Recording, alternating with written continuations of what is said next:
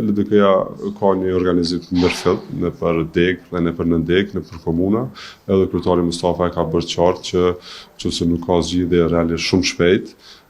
gjatë janarit, fillim, ne duhet të përgatitemi ose përshqasim rreth drejt zgjedhjeve, sepse ato duhet përfundojnë më herët. Në mënyrë që vendi mos të mbet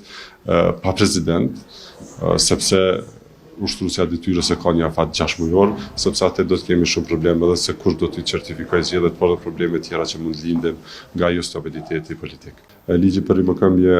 ndërlidhet shumë me ligjin për buxhetin, prandaj besoj që do të ketë mirë kuptim dhe grupet parlamentare, por gjithsesi edhe qeveria të bisedojë me secilin në mënyrë që të kalohet edhe ligji i buxhetit, se shkon për te interesave, temi edhe partijake edhe qeveritare, por ka të bëjë me vendin, sepse i duhet një stabilitet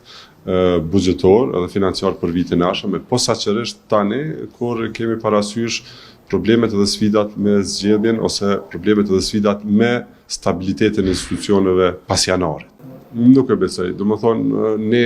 mbajmë kontakte të vazhdueshme, diskutojmë edhe këtë autostradën e pasit që diskutojmë edhe për projekte sikurse Hekurullat, edhe deri më tani thuaja se secili nivel politik, qoftë zyrtarët e DFC-s në Washington, qoftë edhe vetë ambasadori, kemi pas takime virtuale gjithsesi, ka konfirmuar që marrëveshja do të mbetet si e tillë, do të zotohet edhe jo duke punuar fuqishëm në zbatimin e asaj marrëveshje dhe projekteve. Dje, Republika e Kosovës, përmes Ministrisë së Financave, ka bërë edhe zyrtarisht kërkesën për financim të projektit të autostradës së paqes, përkatësisht rrugës Besi-Merdare, dhe besoj që në pranverë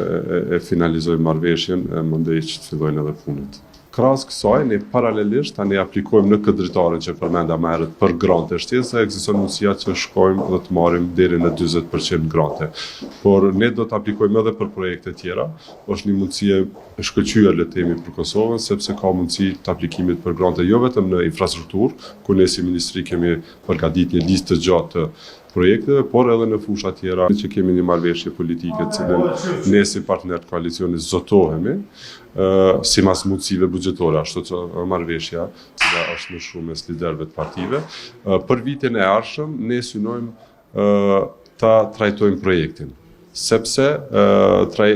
hartimi i projektit është filluar më herët, ministria ka obligime edhe karshi kompanisë që ka hartu projektin, prandaj mjetet cilat janë ndarë dhe kjo le të themi diskutimi që është bërë në mbledhje e qeverisë ka të bëjë me një shumë prej 200.000 euro, cilat pak a shumë janë ndarë jo në kategorinë e ndërtimit rrugëve të reja, por ka të bëjë më shumë me përmbylljen edhe obligimeve që kemi na karshi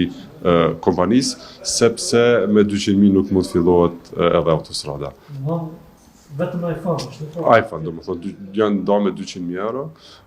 në kategorinë rrugëve të reja për ndërtimin e autostradës të Tugaxhinit. Ne do të ulemi komisioni gjithsesi po edhe të shohim si duket ai projekt, të diskutojmë me kryetarët e komunave, me qytetarë, me grupe tjera të interesit, edhe të shohim nëse realisht duhet apo duhet edhe të ketë revidim atij projektit, por gjithsesi gjithçka varet prej financave, kurse për vitin e ardhshëm ato që thash janë vetëm 200.000 euro.